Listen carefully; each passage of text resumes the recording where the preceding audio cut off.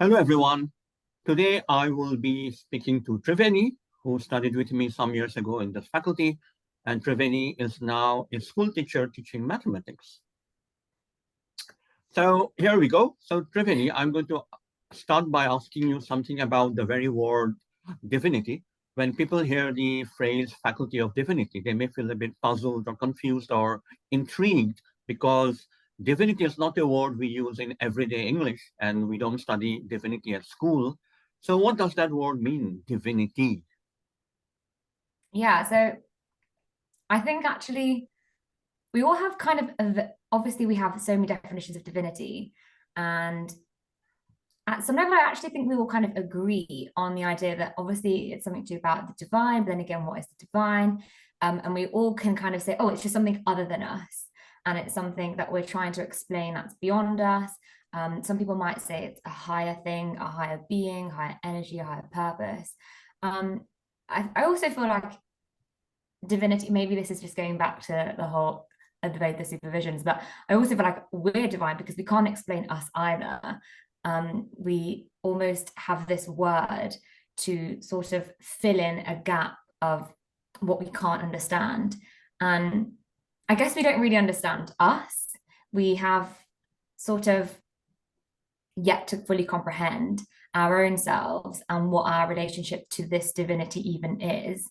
And so I think almost this divinity encompasses everything that we can't fully understand and want to. So ultimately, in a roundabout way, we're also divine and we're like the embodiments of this divinity. And it's almost just everything encapsulated in the other.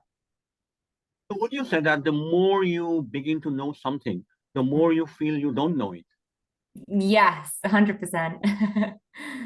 I think That that the closer you get to sort of finding the answer, the more questions that arise, and the more you realize actually there's so much beyond what you didn't know. Um, yeah, if you go further away. Now, why does the study of religion matter to you, and why should it matter to the world?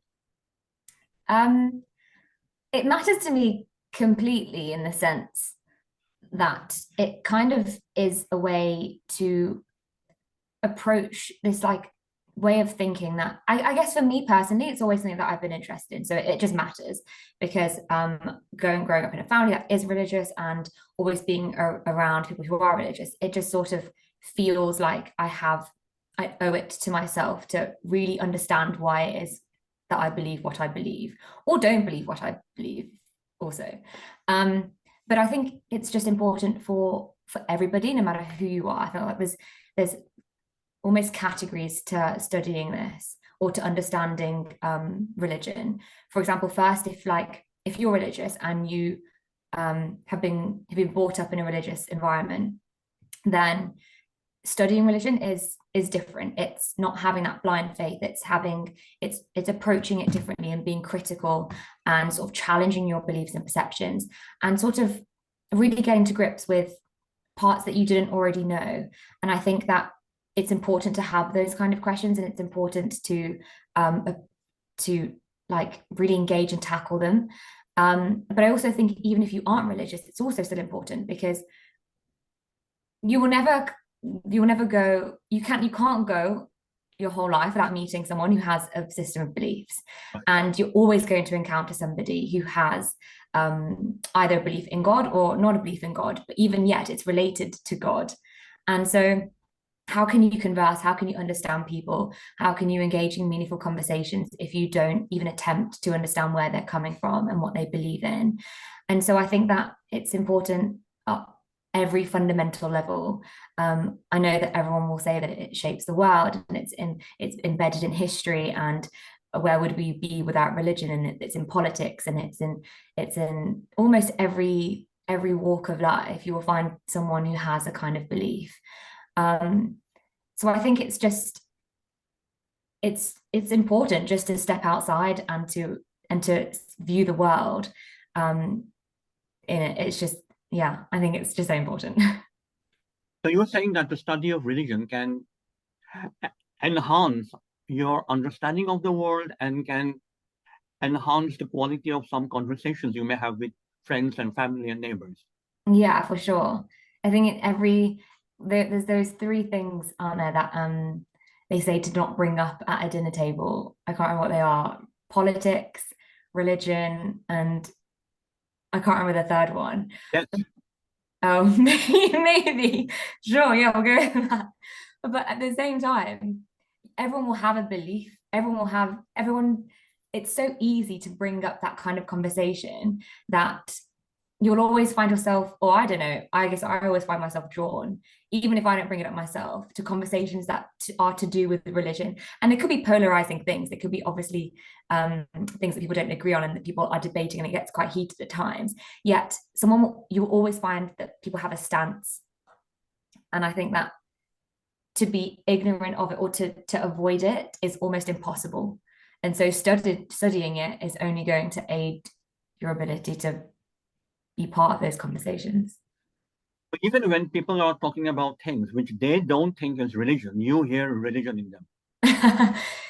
Yes, maybe that's me trying to relate it to religion, but I think you always can, because I guess religion comes from, I mean, this could go into the question of what even is religion. And I think that in itself is a long conversation because there are so many definitions and who's to say which one is correct.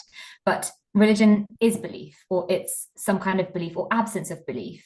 And so when someone's talking about what they do or don't believe in and their system of thinking, well, where has it come from? Where has it? Is it the environment? Is it their family? Is it things that they've seen? They've got it from somewhere, but where has that person got it from? And I want to say that religion was always around, but belief has always been around for sure.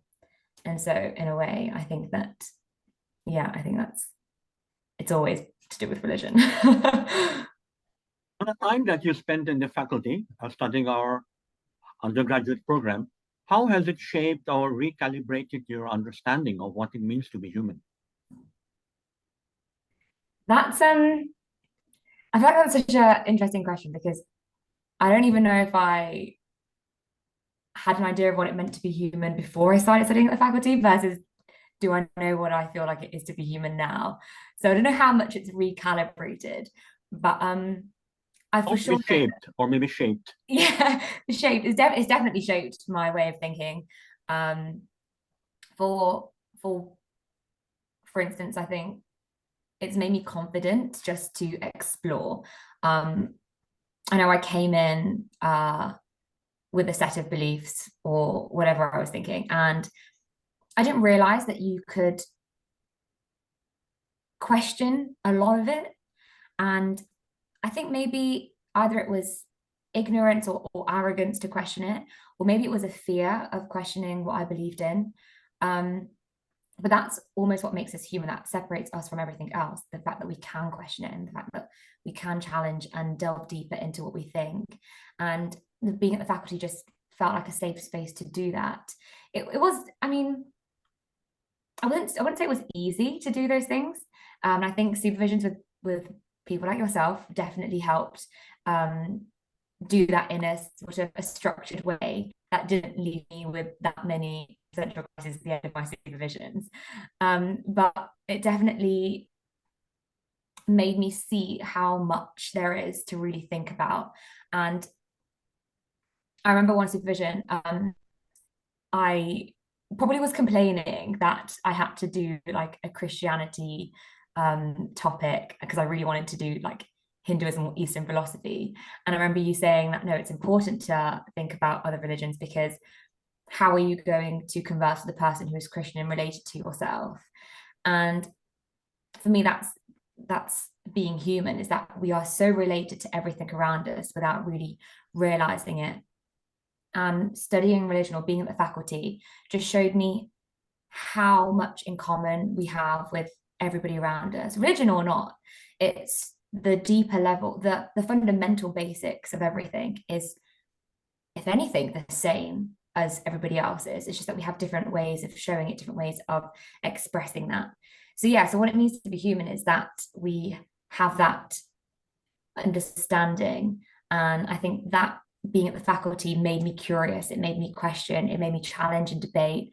And it just made me believe deeply, but in a critical way.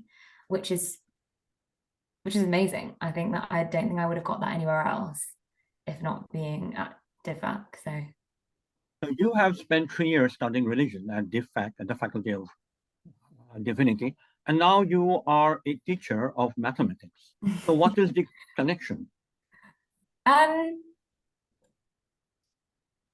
The connection would be, well, that's quite a good question. I think that connection, I would like to say that maths is logical and studying religions, which sounds odd, but it's also very logical. It's a system, we call it a system of beliefs in the day.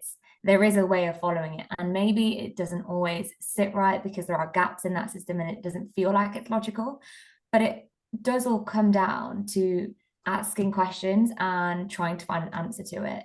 And I guess there are some questions that we can't find the answer, and we've almost accepted that, such as what is God and where is God, and does God exist and everything. But I don't think religion necessarily has to be those questions. I think it's about asking, okay, now that we believe in God, what are the repercussions of that? Where has that led society to go? And I think maths is also very similar. It's that there are some parts of maths that we actually possibly can't tackle because we don't know enough yet. But it's like, okay, now that I have this proof, or now that I have this equation, or now that I have this rule that I'm going to follow, what can that lead me to do? And I think that is where there is a bit of a link, apart from the fact that I just really like maths. Would you say that God is the supreme mathematician? For sure. What can God not be, really? Supreme mathematician. Yeah, but then also, I guess, if at the beginning, as I was saying, that I think we're divine, and maybe even what if to say that we're the supreme mathematicians as well, because if we're the same, then If only your students realize this truth, they would become wonderful mathematicians overnight. they would be. They'll probably all turn into small Vivekanandas. So, Triveni, it has been wonderful talking to you. The next time you're in Cambridge, let me know. We will have a cup of coffee and try to find God in a differential equation. For sure. Okay. Thank you. Bye-bye.